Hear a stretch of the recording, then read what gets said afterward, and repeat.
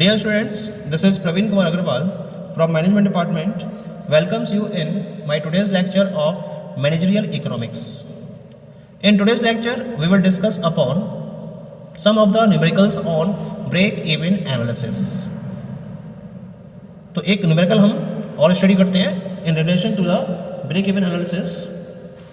Question is, Pepsi company produces a single article. Following cost data is given about its product. क्या क्या information दे रखी है आपको? Selling price per unit ₹40, marginal cost per unit that is given you equal to ₹24, fixed cost per annum is given you equal to ₹16,000. तो हमें क्या क्या determine करना है? एक तो पीवी रेशियो डिटरमाइन करना है इसके रेफरेंस में, ब्रेक इवन सेल्स को डिटरमाइन करना है, sales to earn a profit of ₹2,000, इसके साथ साथ profit at sales of ₹60,000 and new break even sales if price is reduced by 10%. तो ये सारी इन्फॉर्मेशन हमें इससे कन्वर्ट करनी है. पहले हम देख लेते हैं हमें इन्फॉर्मेशन क्या क्या दे रखी है.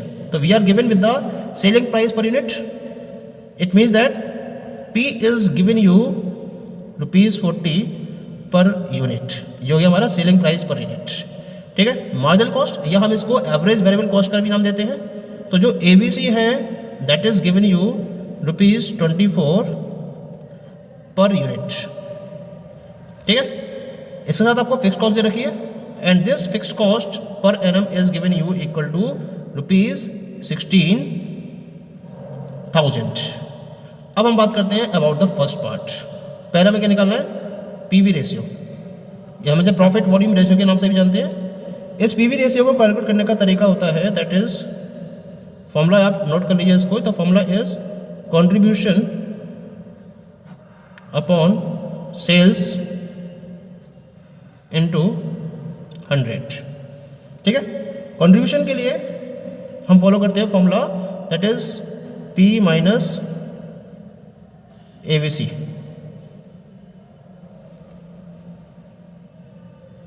अपॉन सेल्स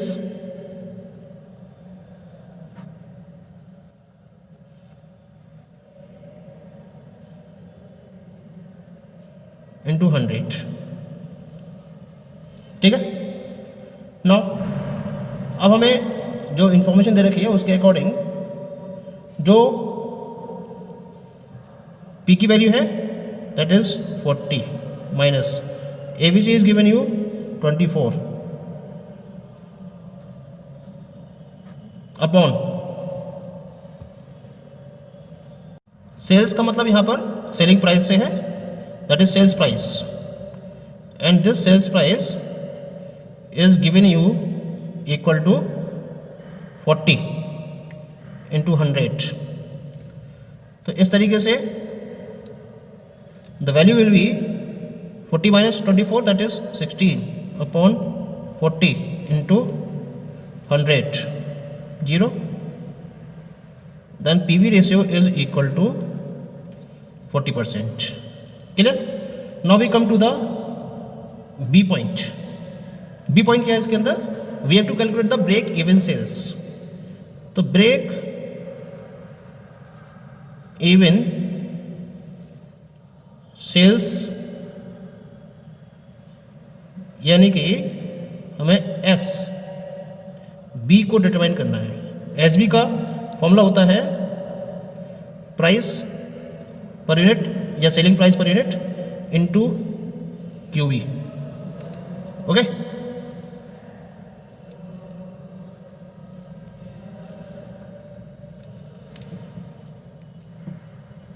QB है ब्रेक इवन आउटपुट और इसका फॉर्मूला क्या है? FC upon P minus ABC. Now put all the values. P is given you equal to 40. FC is given you equal to 60,000 upon P is given you 40. ABC is given you 16. It means that ये बराबर हो जाएगा 40 into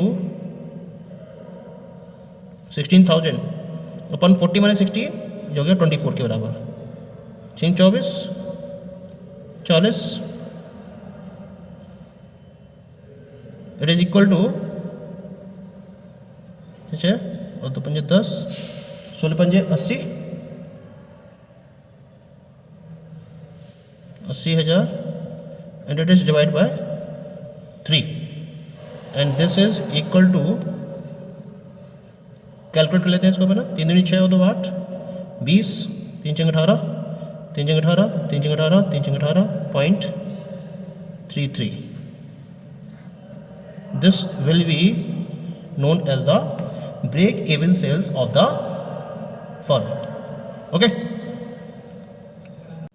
Now come to the C part. तो इसके लिए P आपको दे रखा है इक्वल टू ₹40 पर यूनिट और ABC आपको दे रखा है ₹24, FC दे रखा है आपको ₹16,000. क्या कैलकुलेट करना है आपको? यहाँ आपको कैलकुलेट करना है अबाउट, ये है क्वेश्चन, यहाँ आपको कैलकुलेट करना है about the sales to earn a profit of ₹2,000. Sales determine करनी है, टारगेट प्रॉफिट है 2,000 का. तो यहाँ हम टारगेट प्रॉफिट को सेट करते हैं 2,000 पर. अब निकालनी है मुझे सेल्स. तो सेल्स का फॉर्मूला क्या बन जाएगा यहाँ पर? P into FC plus target profit P bar upon P minus ABC. Put all the values. P is given you 40, FC का मतलब है 16,000 प्लस P बार है आपके पास 2,000 अपॉन P माइनस ABC का मतलब हो गया 40 माइनस 24. सॉल्व कर लेते हैं इसको. 40 into 16 plus 2 18,000 upon 40 minus 24 that is given equal to, ये जाएगा 16 के बराबर. 4 चौक काट दो से ना, 4 2 16, 4 चौक 16 और 2 18, 4 5 20, 0. कितना हो गया? ₹45,000. ये हो गया sales at target profit ₹2,000. Question clear होगा आपको इस तरह से, ठीक है. हम बात करते हैं अबाउट द नेक्स्ट क्वेश्चन की. जो नेक्स्ट आपको पार्ट डिटरमाइन करना है वो क्या है? आपको निकालना है प्रॉफिट एट सेल्स ऑफ ₹60,000. अब आपको सेल्स दे रखी है 60,000 रुपये की और अब आपको प्रॉफिट डिटरमाइन करना है. डी पार्ट में आपको दे रखी है सेल्स इज इक्वल टू ₹60,000 की और आपको टारगेट प्रॉफिट निकालना है इसके अंदर, ठीक है.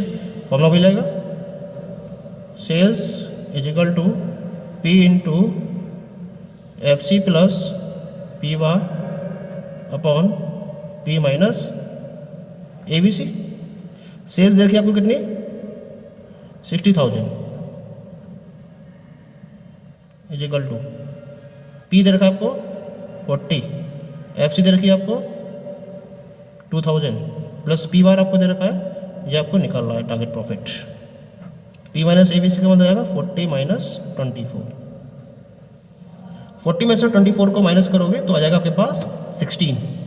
16 को इधर मल्टीप्लाई में और 40 को इसके अपॉन में जाएगा, तो ये जाएगा 60,000 into 16 upon 40 is equal to 2,000 plus target profit. कितना है ये? 4 24.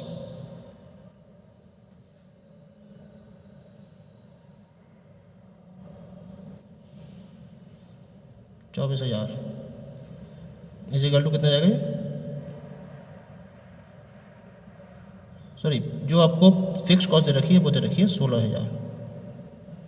ये 24 नहीं है, ये 16,000 है. तो यहाँ के पास 16,000 प्लस P बार, ठीक है. इस 16,000 को इधर माइनस कर देंगे तो 24,000 minus 16,000 is equal to P bar. तो P बार कितना आ गया आपके पास? इसका मतलब 24 माइनस 16 यानी कि 8,000 रुपीज़। यानी जब आपका टारगेट प्रॉफिट 8,000 होगा तो उस केस में आपकी जो सेल्स होगी वो कितनी हो जाएगी, that will be equal to 60,000। ठीक है, अब हम बात करते हैं अबाउट द लास्ट पार्ट की। लास्ट पार्ट क्या कह रहा है आपसे, दिस द ई पार्ट। देख लेते हैं एक बार इसको हम लास्ट पार्ट को।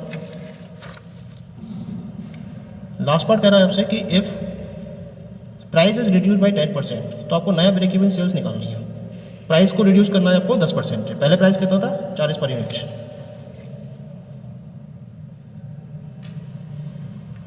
तो अब नया प्राइस कितना हो जाएगा, new price 40 minus 40 into 10%, 40 minus that is 4। कितना हो गया नया प्राइस, नया प्राइस हो गया ₹36 पर यूनिट। अब क्या निकालना है आपको, इस नए प्राइस पर आपको ब्रेक इवन सेल्स को कैलकुलेट करना है। ठीक है, तो कैसे कैलकुलेट करेंगे ब्रेक इवन सेल्स को, हम इस नए प्राइस पर देख लेते हैं एक बार हम। Break even sales